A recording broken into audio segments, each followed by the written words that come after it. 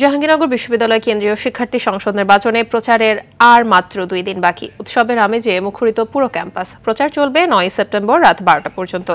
11 September অনুষ্ঠিত হবে vote. শেষ সময়ে এসে প্রার্থীরা ব্যস্ত সময় পার করছেন, ঘুরছেন ভোটারদের দাঁড়ে দাঁড়ে, দিচ্ছেন নানা প্রতিশ্রুতি। এদিকে বিশ্ববিদ্যালয়ের বটতলায় দুপুর 2টায় ছাত্র শিবির নির্বাচনী ইশতেহার ঘোষণা করবে। এছাড়া গণতান্ত্রিক ছাত্র সংসদ সমর্থিত শিক্ষার্থী ঐক্য ফোরাম বিকেল 4টায় অদম্য 24 প্রাঙ্গণে সংবাদ সম্মেলন করবে।